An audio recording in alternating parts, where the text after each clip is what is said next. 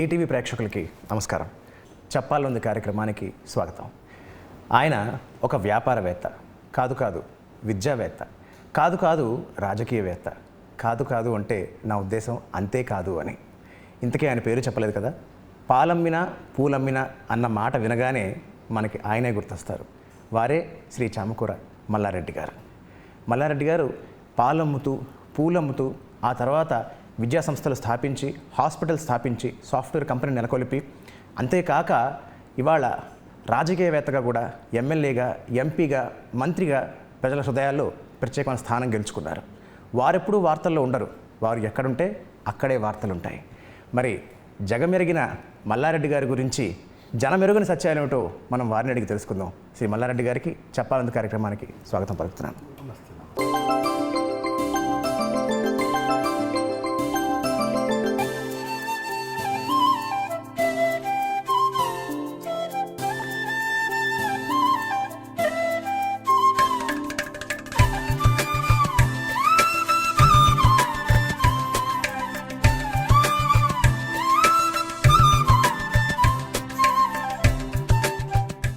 పాలమ్మినా పూలమ్మినా అన్న మాట అనగానే మీరు నిజంగానే గుర్తొస్తారు మన తెలుగు రాష్ట్రాల్లోనే. అయితే మీరు ఏదో పంచలేల కోసం చెప్పారా, అయితే నిజంగానే పాలు పూలు అమ్మారా సార్ వాస్తవానికి?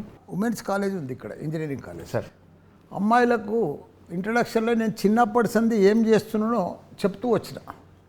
ఆ చెప్తూ వచ్చే సందర్భంలో నేను చిన్నప్పుడు పాలు అమ్మినమ్మా, పూలు అమ్మిన, బోర్వెల్ నడిపించిన, స్కూల్స్ పెట్టిన, కాలేజీ పెట్టిన అని పెడుతూ వస్తే ఆ పాలు అమ్మిన పూలు అమ్మేది అని బాగా ఫేమస్ అయిపోయింది. అయితే నిజంగా అమ్మినట్టే వాస్తవానికి? అమ్మినది నా 76లో నా పెళ్ళి అయినప్పుడు నేను పాలే అమ్మినా. అరే 93లో ఈ కాలేజ్ అంతా ఇప్పుడు యూనివర్సిటీ ఉన్నదంతా పూలు అమ్మింది. పూలే ఇక్కడ ఓ రోజు ఒక లారీ పూలు వస్తుండే నా దగ్గర. అంటే మీరు సరే పాలమ్మకంలోకి వచ్చారు, అంతకన్నా ముందుకు వచ్చి వెనక్కి వెళితే మీ తల్లిదండ్రులు ఏం చేసేవారు, మీ కుటుంబ నేపథ్యం ఎలా ఉండేది? మా తల్లిదండ్రులు బోయినపల్లిలో ఉందరు. ఈ ఊరు ఇప్పుడు ఏదైతే కాలేజీలో ఉన్న ఊరంతా మా అమ్మమ్మల ఊరు, మా అమ్మ పుట్టిన ఊరు. ఇది మా అమ్మమ్మల ఊరు, బోయినపల్లి మా నాయనది. అచ్చా.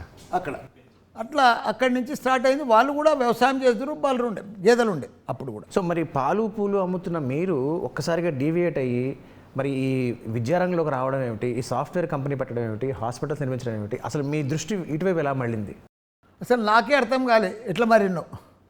ఇదంతా దాన్ని సర్ప్రైజ్ అంటారా, దాన్ని భగవంతుడు కల్పించిండా, లేక అది మనం మంచి పనులు చేస్తే, మనకు మంచి మనసు ఉంటే, మనం పాజిటివ్ మైండ్ ఉంటే, మనకు మంచి ఆలోచనలు ఉంటే భగవంతుడు మనకు మంచి దారి చూపిస్తాడు చూడు. అట్లా గిట్ట భగవంతుడు నా మంచి మనసును, నా పాజిటివ్ మైండ్ను, నా మంచి ఆలోచనలు చూసి మల్లారెడ్డి తల్లిదండ్రులు బాగా కష్టపడ్డరు, పూలు అమ్మిర్రు, పాలు అమ్మిర్రు, వాళ్ళకు మంచి దారి చూపిద్దామని భగవంతుడు ఆ మాదిరిగా స్కూల్ దారి చూపించినట్టున్నాడు. దానికన్నా ప్రేరణ ఏమైనా ఉందా సార్? అంటే మీరు పెద్దగా చదువుకోలేదని విన్నాము. పెద్దగా ఏం లేదు, ఇంటర్మీడియట్ పాస్ అయినా ఫస్ట్ బ్యాచ్, ఈ BA 1 month పోయినా అంతే. సో మరి అది కూడా తెలంగాణ యాజిటేషన్లో 69 నా ఆల్ పాస్. ఇప్పుడు కరోనాలో ఆల్ పాస్ ఎట్లా అయినరు 10th క్లాసు, ఇప్పుడు నేను 69లో యాజిటేషన్లో ఆల్ పాస్లో నేను పాస్ అయినా. ఫస్ట్ బ్యాచ్ ఇంటర్మీడియట్ కూడా ఆల్ పాస్లో నేను పాస్ అయినా. మరి దానికి ఇన్స్పిరేషన్ అని ఉందా సార్ ప్రత్యేకించి స్కూల్ పెట్టడం కానీ విద్యారంగం వైపు? స్కూల్ ఎట్లా పెట్టినామంటే బాలనగర్లో మేము నలుగురు నడుమ ఒక ప్లాట్ ఉండే, ఒక బిల్డింగ్ కట్టినాం. దానికి ఒక స్కూల్ మేడం కిరాయికి తీసుకుంది 87లో. అక్కడ బాలనగర్లో తీసుకుంటే మేము కిరాయికి ఇచ్చినాం అంతే, మేము రెంటెడే. నెక్స్ట్ ఇయర్ ఏమైందంటే ఇమీడియట్గా ఎన్టీ రామారావు అప్పుడు సీఎం, ఆయన ఏం చేసిండంటే 30 రూపాయలు ఫీజు క్లాస్లో స్టూడెంట్కు ఒక రూల్స్ తీసుకొచ్చిండు. 2 రూపాయలు ఇడ్లీ, అవును బియ్యం లేదా ఇడ్లీ 2 రూపాయలే అప్పుడు హోటల్లో. అప్పుడు టిఫిన్లు కూడా దాని మీద కంట్రోల్ తీసుకొచ్చిండు. 30 రూపాయలు స్టూడెంట్కు ఫీజు, 1200 స్కేల్ ఇవ్వాలి టీచర్కు. అయితే 40 మంది ఉంటే ఆ స్కేల్ తోటి ఆ 40 మందికి 4 ముళ్ళ 1200 టీచర్కు జీతమే అయిపోతుండే. స్కూల్లో ఏం మిగిలకపోవు, మిగతా కరెంట్ బిల్లు, మెయింటెనెన్స్ మంచి చెడ్డ. ఆమె ఏం చేసింది, 1 year నడిపించినాక ఏం డబ్బులు వస్తలేవని మన పార్ట్నర్షిప్గా తీసుకుందాం. అట్లా ఆమె దగ్గర మేము కూడా స్కూలే కదా జాయిన్ అయినాం, మనదే కదా బిల్డింగ్ అది. జాయిన్ అయితే ఆమె ఇమ్మీడియట్గా 1 year కాగానే ఆమె వెళ్ళిపోయింది, మాకు వదిలిపెట్టిపోయింది. 88లో ఆమె వెళ్ళిపోయింది. 89 నుంచి మేమే నడిపించుకున్నాం. ఇక మాకు అప్పుడు 3 ఏళ్ళు ఇబ్బంది అయింది. వేరే ఒక ప్రిన్సిపాల్ మార్చినాం, ఇంకో ప్రిన్సిపాల్ పెట్టినాం. మాకు ఐడియా లేదు, మా నాలెడ్జ్ కాదు, మా సబ్జెక్ట్ కాదు. అది పోతూ పోతూ 2-3 ఏళ్ళు అయినాక మంచి ప్రిన్సిపాల్ దొరికింది, పర్ఫెక్ట్ నడిపిస్తుంది. అదే ప్రిన్సిపాల్ ఇప్పటికి కూడా ఉంది, 37 సంవత్సరాలు. అబ్బా.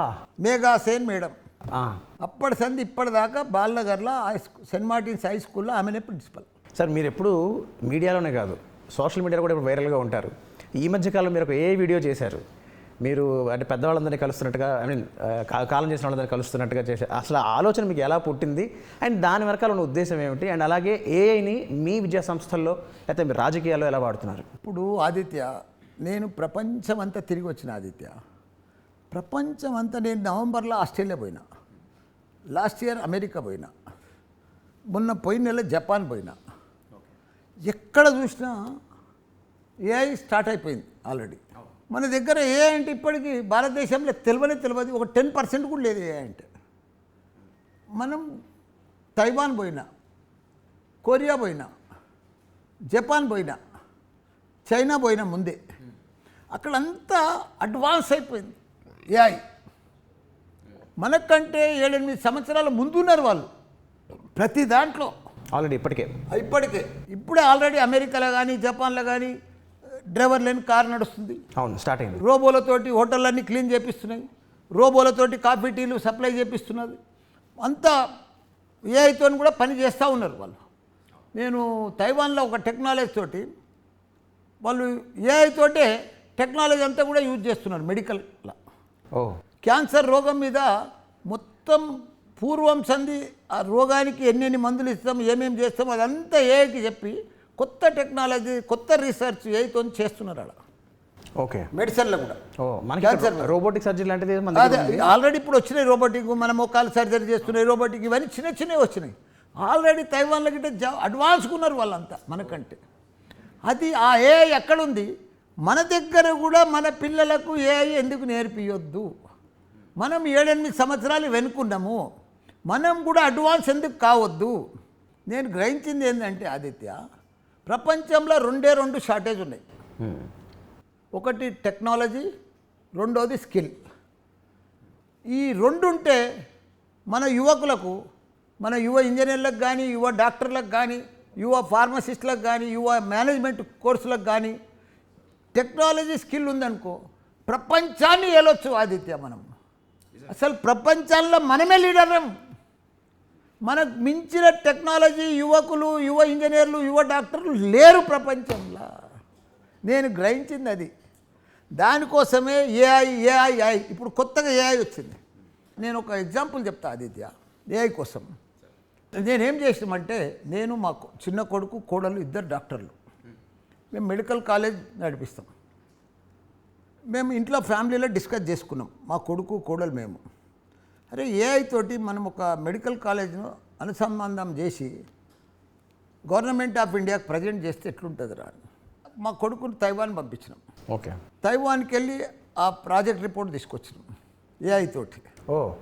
తైవాన్కి వెళ్ళి ఫ్యాకల్టీని కూడా తీసుకొచ్చినాం. ఇక్కడ మళ్ళీ తను ప్రజెంట్ చేసేటోళ్ళు కూడా లేరు.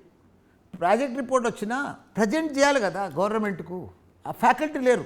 వాళ్ళని కూడా ఎక్కడికి వెళ్ళి తీసుకొచ్చి యూజీసీకి, సెంట్రల్ గవర్నమెంట్కు మేము మా కొత్త యూనివర్సిటీ ఉన్న కాలేజీలనే, రన్నింగ్ కాలేజీలనే, మెడికల్ కాలేజీలనే డీమ్డ్ యూనివర్సిటీ చేయాలని, డిస్టెన్స్లా క్లస్టర్ యూనివర్సిటీ చేయాలని మేము పేరు పెట్టి సెంట్రల్ గవర్నమెంట్కు యూజీసీకి ప్రజెంట్ చేసినాం. ఆదిత్య నువ్వు చెప్తే పరిశాన్ అవుతావు, సూపర్ సక్సెస్ అయిపోయింది. ఏఐ తోటి చేసినాం. మాకు మా కుటుంబంలో మేము వరల్డ్ కప్ కొడితే ఎంత సంతోషం ఉంటుంది, భారతదేశం వరల్డ్ కప్ గెలిస్తే ఎంత సంతోషం ఉంటుంది, అంతకంటే ఎక్కువ సంతోషమైంది మాకు, మా కుటుంబం. ఎందుకంటే 7 కాలేజీలు పెట్టినాం, 2 మెడికల్, 2 డెంటల్. ఇది అందరు తెలుసుకోవాలి. ఎందుకంటే భారతదేశంలోనే first this kind of university. 500 యూనివర్సిటీలు ఉన్నాయి మన భారతదేశంలో, కానీ ఇలాంటి university first time in India. మొన్న 6 మంత్ కింద వచ్చింది, 6 నెలలే అయింది మేము అప్రూవ్ అయింది. అంత అప్రూవల్ అయిపోయింది, అడ్మిషన్ కూడా అవుతుంది. దాని పేరు ఇప్పుడు digital health distance cluster deemed university. Digital హెల్త్లా ఇప్పుడు example MBBS with AI. Okay, కొత్తగా ఇన్ని రోజులు మనము ఎంబీబీఎస్ చదువుతున్నారు, పీజీ చేస్తున్నారు, డాక్టర్ ప్రొఫెషనల్ చేస్తున్నారు, అందులో కొత్తదనం లేదు. రొటీన్ 50 ఏళ్ళ సంది కూడా అదే సిలబస్, అదే సిస్టమ్, అదే లెక్క. డాక్టర్లు పాస్ అవుతూ ఉన్నారు, వాళ్ళు వృత్తి చేస్తూ ఉన్నారు. కానీ ఇప్పుడు లేటెస్ట్గా తైవాన్కి వెళ్తే మేము తెచ్చిన ప్రాజెక్ట్ రిపోర్టు, తైవాన్కి వెళ్ళి తెచ్చిన మేము ఫ్యాకల్టీతో ప్రజెంట్ చేసినాం యూజీసీకి.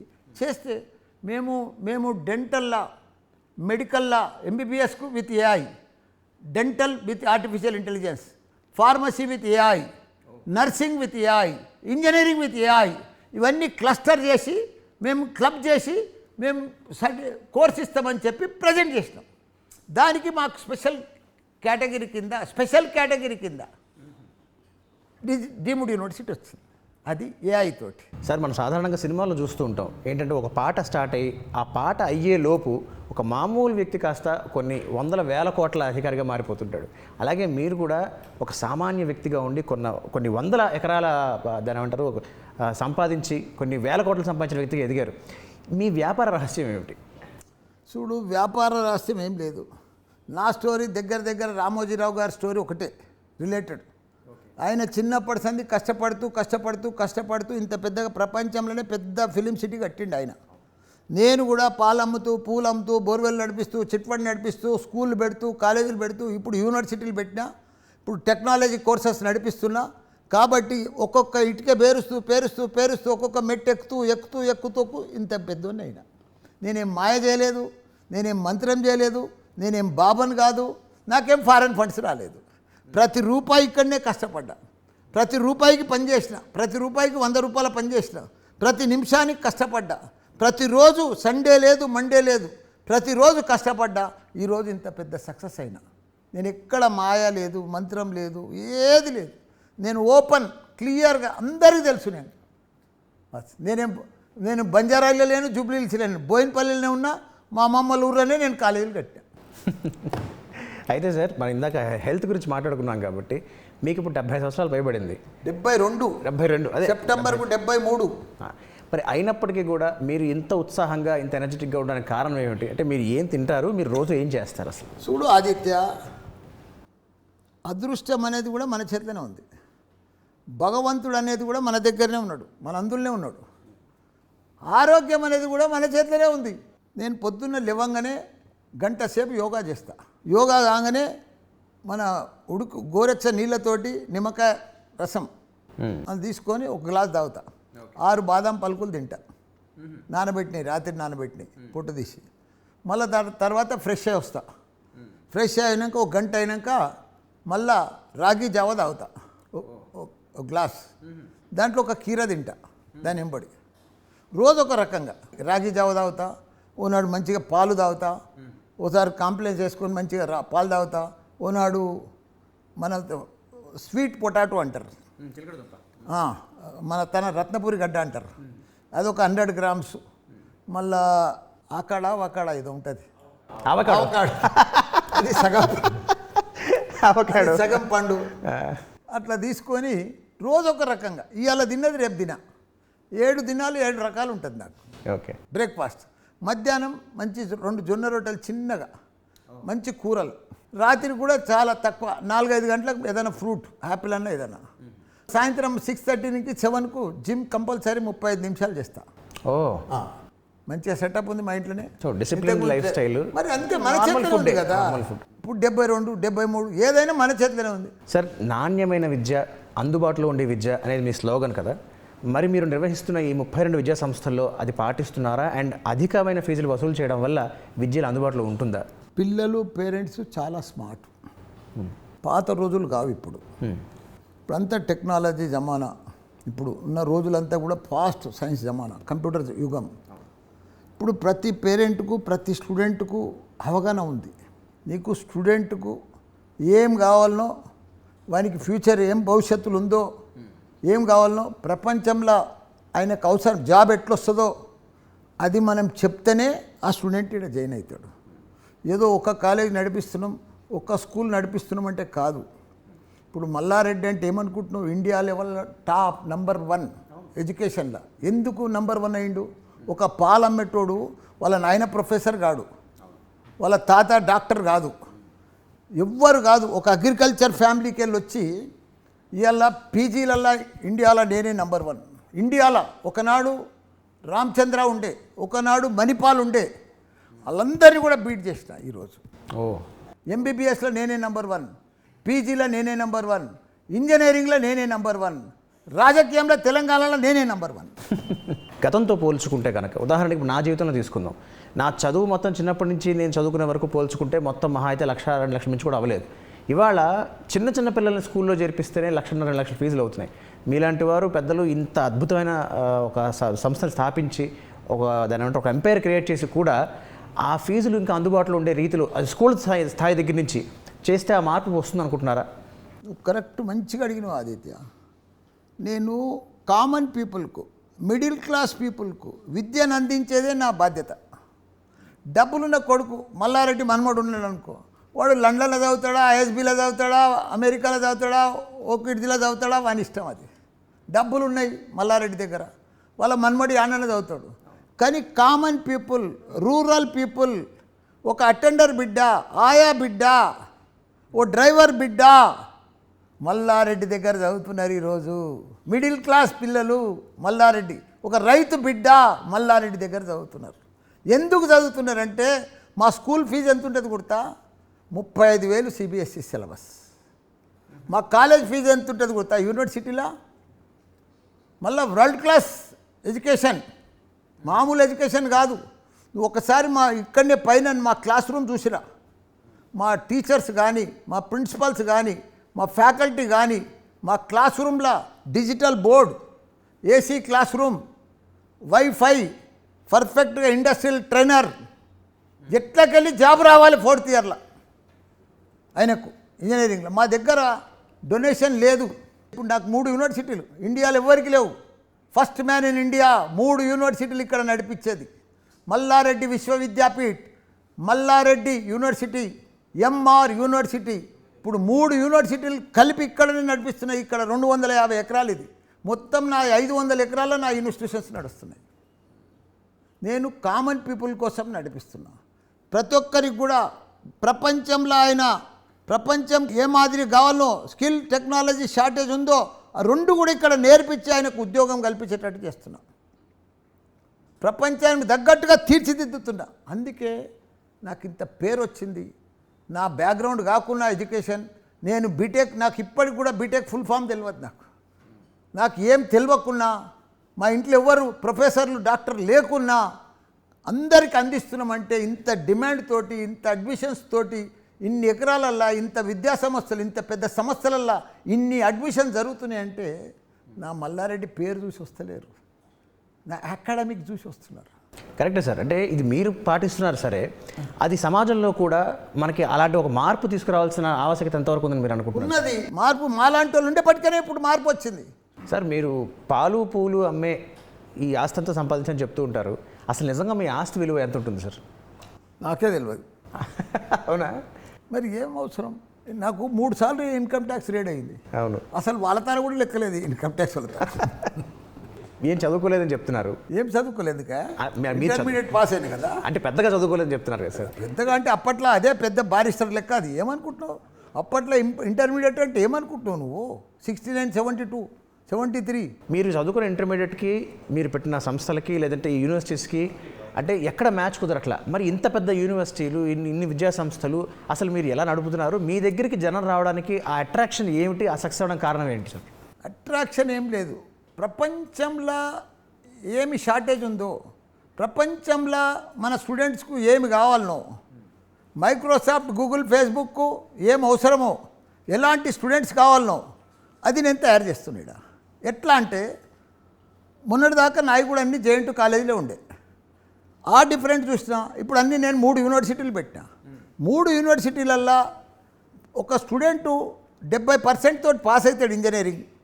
ల్యాప్టాప్తో రాదు, తీసుకురాడు కాలేజ్కు. జేఎన్టీ సిలబస్లో ల్యాప్టాప్ కంపల్సరీ లేదు. ల్యాప్టాప్ నడిపియరాదు. ఏదైనా మల్టీనేషనల్ మైక్రోసాఫ్ట్ దగ్గరికి పోయినాక ఇంటర్వ్యూకి పోతే నీకు ల్యాప్టాప్ మీద ఏదైనా అడిగిండు అనుకో, నువ్వేం చేయలేవు. చిన్న ప్రాజెక్ట్ ఇస్తే దాన్ని చేయలేవు. ఏదన్నా మంచిగా ఇంగ్లీష్లో పర్ఫెక్ట్ మాట్లాడాలంటే నీకు ఆ స్కిల్ ఉండదు. నీకు జాబ్ ఎట్లా వస్తుంది? వాళ్ళకి డే 1 నుంచి నా యూనివర్సిటీలలో ఏం చేసిన అంటే డే 1 నుంచి ల్యాప్టాప్ తీసుకురావాలి. ల్యాప్టాపే నీ లైఫ్ పార్ట్నర్. ల్యాప్టాప్ లేకపోతే నీకు లైఫే లేదు, నీకు ఫ్యూచరే లేదు. అది స్లోగన్ పెట్టి చెప్పేసిన పిల్లలంతా తెస్తున్నారు. ల్యాప్టాప్లో ఫస్ట్ ఇయర్లోనే ల్యాప్టాప్ మీద అన్ని కోర్సులు చెప్పేస్తున్నా. ఫస్ట్ ఇయర్లోనే నీకు 4 ఇయర్స్ సిలబస్ కంప్లీట్ చేసేస్తున్నా. టైం ఎక్కువ పెట్టి 9 to 5 దాకా పెట్టి కంప్లీట్ సిలబస్ అయిపోతుంది. సెకండ్ ఇయర్స్ అంది నీకు మల్టీనేషనల్ కంపెనీల క్వశ్చన్ బ్యాంక్స్ అన్నీ కూడా రివ్యూ చేస్తూ వాళ్ళు ఇచ్చే ప్రాజెక్టులన్నీ కూడా నీకు రివ్యూ చేస్తుంటే, ఎందుకంటే ఇప్పుడు మనం మెకానికల్ సివిల్ ట్రిపుల్ ఈ చదివేది కాదు, మనమంతా సాఫ్ట్వేర్ జాబ్లే కావాలి. సాఫ్ట్వేర్ జాబ్ కావాలంటే టెక్నాలజీ కావాలంటే ఇవన్నీ రూపాలి. ఇవన్నీ ఏ కారణాలు అడిగినా మన స్టూడెంటు ప్రాజెక్ట్ చేయాలి, జవాబు చెప్పాలి, త్వరగా కావాలి. అట్లా తయారు చేస్తున్నా. గ్యారంటీ ఫుల్ లోడ్ చేసి పెడితే స్టూడెంట్కు ఇంజనీర్గా ఫుల్ లోడ్ తయారైంది అనుకో ఎట్లా జాబ్ రాదు. ఆయన ఏ క్వశ్చన్ అడుగు అంతకంటే ముందు అడ్వాన్స్గా చెప్పేస్తారు. అది ఇప్పుడు మా దగ్గర నడిపిస్తున్నాం. సార్, మీరు మీడియా ముందు అలాగే పబ్లిక్ ఫంక్షన్స్లోనూ చాలా సరదాగా కొండ బద్దలు కొట్టినట్టు మాట్లాడుతూ ఉంటారు. ఇది మీ భోళాతనం అనుకోవాలా లేకపోతే నోటు దురుస్తనం అనుకోవాలా? నాది బోలాతనమే. నా తన పెన్ ఉండదు, పేపర్ ఉండదు. నీలాగా చూసి కూడా నేనేం చెప్పా అడగా. నాది డైరెక్ట్ అంతా. నేను కూడా ఫుల్ లోడ్ అయి ఉన్నా అన్నిట్లలో. మరి మీ చెలోక్తులు ఎక్కడి నుంచి వస్తాయి సార్ స్పాంటేనియస్గా? అదే ఫుల్ లోడ్ అయి ఉన్నా అని చెప్తున్నా కదా. ఓకే, నా సాఫ్ట్వేర్ ఫుల్ లోడ్ అయి ఉంటుంది ఎప్పటికీ. మొత్తం ఏఐ ఉన్నది నా దగ్గర. స్కిల్, టెక్నాలజీ, ఏఐ 3 కలిసి ఉన్నాయి ఇప్పుడు. మల్లారెడ్డి అంటే ఒక ఏఐ. ఓహో, నువ్వు ఏదన్నా అడుగు చెప్పేస్తా. సార్, మీ మీద ఇన్కమ్ ట్యాక్స్ రైలు జరగడానికి కారణాల్లో ఒకటి మీరు డొనేషన్లు బాగా వసూలు చేస్తారని వినడం జరిగింది. సో ఇందులో వాస్తవం ఎంతవరకు ఉంది? ఇప్పుడు వాస్తవం అంటే అన్నీ చాలా మట్టుకు వాస్తవానికి దగ్గరనే ఉన్నాయి నువ్వు అడిగిన క్వశ్చన్లకు. అప్పుడు జేఎన్టీ కాలేజీలో ఉన్నప్పుడు కొన్ని డొనేషన్స్ వస్తుండే, అది వాస్తవమే. ఎందుకంటే ఆ డొనేషన్ తీసుకోకుంటే మాకు పని ఖర్చులు వెళ్ళకపోవు, నడవకపోవు. ఎట్లా అంటే 35,000 ఫీజు ఉండే, 60,000 ఫీజు ఉండే, 50,000 ఫీజు ఉండే, 70 వాళ్ళకే కౌన్సిలింగ్కి వెళ్ళి వస్తుండే, ఫీజు రియంబర్స్మెంట్కి వెళ్ళి వస్తుండ్రి పిల్లలంతా. 70%, 30% మాదే ఉండే. కాలేజీలు నడవాలంటే, సక్సెస్ఫుల్గా ఇన్ఫ్రాస్ట్రక్చర్ నడిపించాలంటే, ఇవన్నీ కూడా ఉండాలంటే కొద్దిగా పిల్లలే కడుతురు డిమాండ్ ఉన్న కోర్సుకు. అట్లా తీసుకొని నడిపిస్తుంటారు. సో సాధారణంగా విద్యా సంస్థలు వాళ్ళ సంస్థలకి ఎవరో ఒక బ్రాండ్ అంబాసిడర్ని పెట్టుకుంటారు. సినిమా వాళ్ళు కావచ్చు, క్రికెట్ స్టార్స్ కావచ్చు, ఎవరో ఒకళ్ళు. కానీ మీ దానికి మాత్రం మీరు వేరే ఎవరిని పెట్టుకోలేదు. మీ యాడ్లో మీరే కనిపిస్తుంటారు. ఇప్పుడు దానికి తోడు ఏఐలో కొత్తగా మదర్ తెరీసా అని, మహాత్మా గాంధీ గారిని వాడుకున్నారు. సో అసలు ఈ ఆలోచన ఎలా వచ్చింది? దాని వెనకాల కారణం ఏమిటి? ఇప్పుడు ఏ అంటే ఏదో పెద్ద ఇది కాదు. నాలాగా ఫుల్ టెక్నాలజీ మీద, స్కిల్ మీద, ఏఐలా డీప్గా ఇన్వాల్వ్మెంట్ అయ్యి బాగా డాటా గ్యాదర్ చేసి జనరల్ నాలెడ్జ్ బాగా గ్యాదర్ చేస్తే అదే ఏఐ. దాంట్లోకి మనం వెళ్ళిపోవాలి. ప్రతి స్టూడెంట్ నా మాదిరిగా తయారు చేయాలి. అందుకే నేను ఇప్పుడు పెద్ద వాళ్ళు ఇప్పుడు అనురాగ్గా దేవరకొండ ఉన్నాడు అంబాసిడర్గా, ఇంకో దానికి ఇంకో ఆయన ఉన్నాడు రియల్ ఎస్టేట్. ఇప్పుడు నా దానికి నేనే అయిపోయింది, చూస్తూ అయిపోయినా. లలిత జ్యువెలరీ లెక్క నా దానికి నేనే బ్రాండ్ అంబాసిడర్ అయిపోయినా. పిల్లలకి ఇప్పుడు మంచిగా ఇది వచ్చింది. నాకు అడ్వర్టైజ్మెంట్ పైసలు కూడా బాగా తప్పినాయి ఇప్పుడు. సార్, ఓ పక్కన మీ వ్యాపారాలు మీరు చూసుకుంటూ ఉండగా మళ్ళీ అర్ధంతరంగా కొంచెం రూట్ మార్చారు, రాజకీయం వైపు వచ్చారు. అసలు ఆ పరిణామం ఎలా సాగింది? నాకు రాజకీయం ఇంట్రెస్ట్ ఉండే. ఎట్లా అంటే మనం మంచిగా సంస్థలు నడిపిస్తున్నాం, మనం రాజకీయంలో కూడా ఎందుకు పోవద్దని వచ్చినాం. మంచిగా మా చంద్రబాబు నాయుడు తానికి పోయినా, మంచిగా నాకు ఎంపీ సీట్ ఇచ్చాడు. తెలంగాణలో అప్పుడు నేను ఎంపీగా నేనే ఒక్కరిని గెలిచిన తెలుగుదేశం పార్టీ నుంచి. అట్లా మంచి విజయం సాధించిన. ఆ తర్వాత మా కేసీఆర్ గారి దగ్గరకు వచ్చిన, ఆయన కూడా మంచిగా నాకు ఎమ్మెల్యే ఇచ్చిండు, మళ్ళీ మంత్రి ఇచ్చిండు, మళ్ళీ రెండోసారి కూడా ఎమ్మెల్యే అయినా. అట్లా సక్సెస్ఫుల్. ఎందుకంటే మనం మంచి పని చేస్తున్నాం, ప్రజలకు సేవ చేస్తున్నాం. మేము రాజకీయాలకు వచ్చింది డబ్బు సంపాదిస్తుంది కాదు, ప్రాపర్టీలు కాపాడుకుంటుంది కాదు, ప్రజలకు సేవ చేయాలి. ఈ కాలేజీలు పెట్టినాం, మంచి స్టూడెంట్ని తయారు చేయాలి. ఒకటి ఆదిత్య, నేను చెప్తా, నా జీవితంలో భగవంతుడు నాకు అన్ని ఇచ్చిండు. నేను ఎంత పెద్దోన్నో, ఎంత గొప్పనో, ఎంత ధనవంతునో, ఎంత గొప్ప మనిషినో, అంత గొప్ప ఎన్ని కావాలనో అన్ని ఇచ్చిండు దేవుడు నాకు. నేను అందుకే డిసైడ్ చేసుకున్నా, నేను ఎంత చిన్న ఇంట్లో ఉంటా గుర్తా నీకు ఆదిత్య. 300 గజాలు మా ఇల్లు, 35 ఏళ్ళ సంది అదే ఇంట్లో ఉంటా బోయినపల్లిలో. ఇప్పటికీ అందులోనే ఉంటా ఆదిత్య.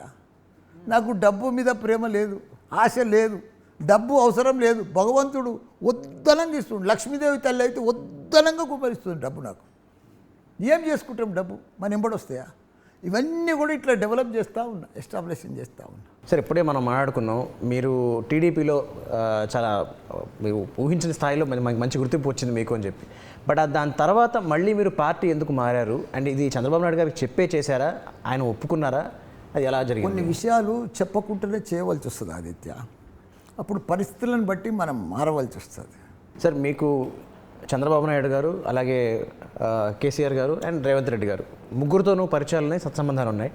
వీరు ముగ్గురులో మీరు గమనించిన ఒక కీలక విశేషాలు ఏమిటి? మీరు వారి ముగ్గురిని ఎలా విశ్లేషిస్తారు? ముగ్గురులో వీళ్ళిద్దరు అయితే మంచి సీఎంలు, చంద్రబాబు నాయుడు, కేసీఆర్.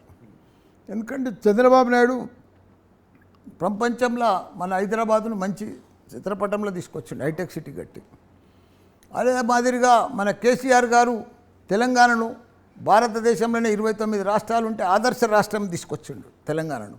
ప్రతి గ్రామంలో 12,769 గ్రామాలు ఉంటే ప్రతి గ్రామానికి dumping yard, grave yard, current, నీళ్ళు, తాగునీరు, సాగునీరు, క్రీడా మైదానం, ఇట్లా ప్రతిదీ గ్రామంలో ట్రాక్టరు, ట్రాలీ, అసలు ఇది లేదనకుండా చేసిండు ప్రతి గ్రామాన్ని. ఇద్దరు మామూలు వాళ్ళు కాదు, ఇద్దరు సీఎం మంచి అభివృద్ధి చేస్తారు. మరి రేవంత్ రెడ్డి గారి పట్ల మీ అభిప్రాయం? ఆయన ఉన్నాడు, అవకాశం వచ్చింది, ఇంకా ఇప్పుడు కొత్తగా అయింది కదా, ఇంకా 2 ఏళ్ళు అయింది, ఇప్పుడు 18 ఏళ్ళు అయింది, ఇంకా టైం ఉంది కదా, చూద్దాం ఏం చేస్తాడో. ఇన్ని విద్యా సంస్థలు పెట్టారు, ఎంతోమందికి, కొన్ని వేల లక్షల మందికి ఒక ఆదర్శమూర్తిగా ఉన్నారు. బట్ అలాంటి మీరు ఒక ప్రెస్ మీట్లో ఒక రాష్ట్ర ముఖ్యమంత్రి అయిన రేవంత్ రెడ్డి గారిని బూతులు తిడుతూ తొడగొట్టి సవాల్ చేయడం జరిగింది. మీరు అలా చేసినందుకు పశ్చాత్తాపడుతున్నారా? బూతులు తిట్టడం అంటే నాకు బూతులు రావు. నేను ఆయనను తిట్టాలని తిట్టలేదు, నేను ఎవరినైనా తిట్టా. నేను ఒక విద్యా సంస్థలు నడిపిస్తా, మంచి మంచి ఇంజనీర్లు, డాక్టర్లు తయారు చేస్తున్నాను నేను. అలాంటి వ్యక్తిని నా నియోజకవర్గానికి వచ్చి ఒక పెద్ద మనిషిని, నేను ఏజ్ కూడా పెద్ద ఆయన కంటే, నేను నన్ను తిట్టినందుకు నేను తిట్టవలసి వచ్చింది అంతే. అంటే ఎంత కాదని ఒక రాష్ట్రానికి ముఖ్యమంత్రి కదా సార్, ఇప్పుడు అయిండే, అప్పుడు లేడు కదా. దానివల్ల మీ ఎడ్యుకేషనల్ దానికైనా ఇంపాక్ట్ పడింది? జరుగుతుంది, ఇంపాక్ట్ పడ్డా ఏం పెద్ద ఉన్నాడు కదా, భగవంతుడు ఉన్నాడు, అన్నీ చూసుకుంటాడు.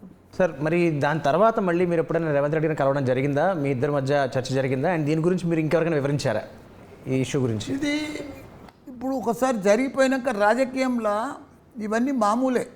ఫ్రెండ్షిప్, తిట్కాలు, మళ్ళీ దుష్మన్లు, దోస్తులు, ఇవన్నీ మామూలే ఆదిత్య. నీకు తెలియదు, కొత్తగా కనిపిస్తుంది, వింతగా కనిపిస్తుంది, కానీ మాకందరికీ మామూలు అయిపోతాడు అసెంబ్లీలో.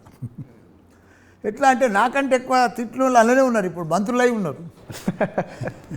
ఆయన మా మన్మరాలు పెళ్ళికి కూడా వచ్చిండు, వాళ్ళ ఇంటికి పోయి పత్రిక కూడా ఇచ్చినాం. అవన్నీ మంచిగా జరిగిపోయినాయండి. అవన్నీ ఎప్పటికప్పుడు రాజకీయంలో మర్చిపోతారు ఆదిత్య. మీరు ఒక సందర్భంలో నేను కాంగ్రెస్ పార్టీకి వెళ్దాం అనుకున్నాను, కానీ అక్కడ చాలా ఆగమాగం ముందని ఆగిపోయినా అని చెప్పారు. అసలు కాంగ్రెస్ పార్టీకి మీరు వెళ్ళాలని ఎందుకు అనుకున్నారు? ఆగమాగం ముందని ఎందుకు అనిపించింది? మేము వెళ్దామని అనుకోలేదు. మా బాబు ట్రై చేసిండు అక్కడ ఎంపీ సీట్ కోసం. ట్రై చేస్తే నన్ను అడిగిండు, చూడరా ట్రై చేసుకో అన్న. మీరు ఇక్కడ ఉండి కూడా అక్కడికి పంపించారు?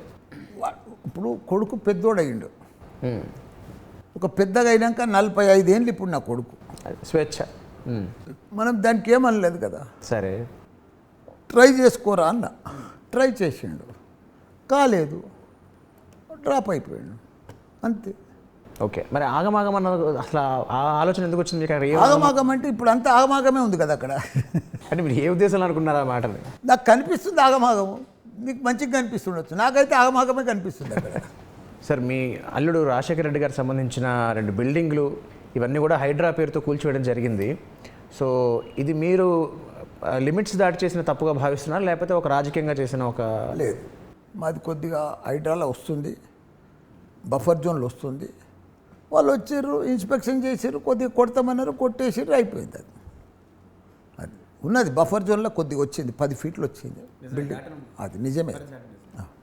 అంటే ఇన్నేళ్ల ప్రస్థానంలో, ఇన్ని ఒడిదుడుకుల్లో, ఇన్ని ఇబ్బందుల్లో, ఇన్ని సమస్యల్లో మీకు ఎప్పుడైనా ఎందుకు వచ్చిన రాజకీయాలు నాయన అసలు అనవసరంగా వచ్చాను అని మీకు ఎప్పుడైనా అనిపించిన సందర్భాలు ఏమైనా ఉన్నాయా? అలా ఒకవేళ వచ్చి ఉంటుంటే మీరు ఎలా బయటపడి ఉంటారు? నాకు ఎప్పుడు ఏది అనిపించలేదు ఆదిత్య.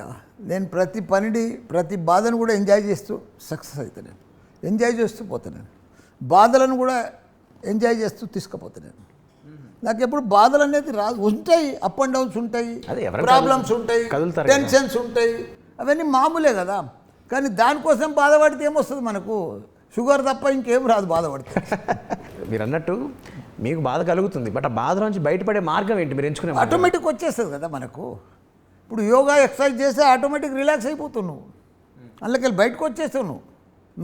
సార్ మీ రాజకీయ వ్యాపార వారసులు ఎవరు అండ్ మళ్ళీ వచ్చే ఎన్నికల్లో మీరు పోటీ చేస్తారా లేకపోతే మీ కంప్లీట్ ఫోకస్ అంతా విద్యా సంస్థల మీదే ఉంచుతారా? చూడు, నేను 75% నా విద్యా సంస్థల మీదే పెడతా నా ఫోకస్. ఇప్పుడు 25% నాకు రాజకీయం పార్ట్ ఇప్పుడు. ఎందుకంటే ఎంపీ అయినా, మినిస్టర్ అయిపోయినా, ఎమ్మెల్యే అయిపోయినా, ఏజ్ కూడా అయిపోయింది, అన్నీ అయిపోయినాయి. ఇక అన్నీ అయిపోయినాక ఇవి ఈ యూనివర్సిటీలు అనేది ఆదిత్య తరతరాలు పిడీలు మన్మన్లు మన్మన్లు పోతూనే ఉంటుంది 100 సంవత్సరాలు. రాజకీయం అట్లా కాదు, 5 సంవత్సరాలు ఉంటావు, మళ్ళీ ప్రజలు ఎన్నుకుంటూ ఉంటావు, లేకపోతే పోతావు. కానీ ఈ యూనివర్సిటీలు అనేది ఇప్పుడు ఉస్మానియా యూనివర్సిటీ అప్పుడు ఆయన పెట్టి నిజాం సర్కార్, జేఎన్టీ ఇట్లా సెంట్రల్ యూనివర్సిటీ, అట్లా ఇవి కూడా తరతరాలు పోతూనే ఉంటుంది. ఇవి ఎప్పటికీ పర్మనెంట్, ఇవి మన పేరు చరిత్రలా. రాజకీయం అనేది 5 ఇయర్సే అంతే, అది దానికి వారసత్వం కూడా ఉండదు ఆదిత్య. ఎవరి నష్టాలు ఉంటే ఎవడు ఉంటే ప్రజలకు సేవ చేద్దాం అనుకుంటే వాడు పోతాడు, అయిపోయాడు. ఓకే, మరి మీ సంతానంలో ఇప్పుడు ఈ విద్యా సంస్థల పరంగా వారసులు ఎవరు అనేవారు సార్? విద్యా సంస్థ సనంగా అందరూ వారసులే. అంటే మీ పిల్లలు ఎవరికి ఎక్కువ ఇంట్రెస్ట్ ఉంది వీటి మీద? అందరికీ ఇంట్రెస్ట్ ఉంది. ఇప్పుడు మా ఇంటి దాంట్లో ఫుల్ ఇంట్రెస్ట్ ఇప్పుడు. ఎందుకంటే పెద్ద సంస్థలు, ఎవరికి లేని సంస్థలు, ఎవరికి లేని మనకున్న యూనివర్సిటీలు, మరి ఎంత అదృష్టం. మీరు ఒక 25 ఎకరాల్లో ఒక స్పోర్ట్స్ విలేజ్ నిర్మించారు, అండ్ దాని ప్రత్యేకతలు ఏంటి అండ్ విద్యార్థులకి అది ఎలా ఉపయోగపడుతుంది? విద్యార్థులకు మనం చిన్నప్పటి సందే స్పోర్ట్స్ మీద పెడుతూ చదువులు మంచి చదువు అందిస్తే చాలా గొప్ప స్టూడెంట్ తయారవుతాడు చిన్నప్పటి సందే మనం పిల్లలకి. అందుకే స్పోర్ట్స్ చాలా ఇంపార్టెంట్. మా యూనివర్సిటీలో కూడా 17-18 మంది ఒక్క యూనివర్సిటీలో పీటీ సార్లే ఉంటారు. మా అమ్మాయిలకి హాస్టల్లో సాయంత్రం గంట సేపు 5:30 to 6:30 Zumba compulsory, sports compulsory, పొద్దున యోగా కంపల్సరీ స్టూడెంట్స్కు. వాళ్ళు ఏదన్నా గేమ్ ఆడుకోవచ్చు. 17 మంది టీచర్లు ఉంటారు. జిమ్ము, ఇంటర్నేషనల్ జిమ్ ఉంది మా తన. గత ప్రభుత్వంలో మీరు రాష్ట్ర కార్మిక మంత్రిగా మీరు పనిచేశారు. అయితే ఆ టైంలో మీరు మీ మార్క్తో చేసిన ముఖ్యమైన పనుల గురించి ఏమైనా వివరించగలరా? నా మార్క్ తోటి నా కార్మిక శాఖలకు మంచిగా ఇన్సూరెన్స్ చేసినాం. ఇవన్నీ కూడా హాస్పిటల్స్ కూడా, ఈఎస్ఐ హాస్పిటల్స్ కూడా చాలా బాగా చేసినాం. అందులో మన క్యాన్సర్ రోగాలకు కానీ, మన ఇంకొక రోగానికి కానీ మందులు ఉండకపోవు. వాళ్ళందరికీ కూడా ఆన్లైన్లో మందులు తీసుకొచ్చిన.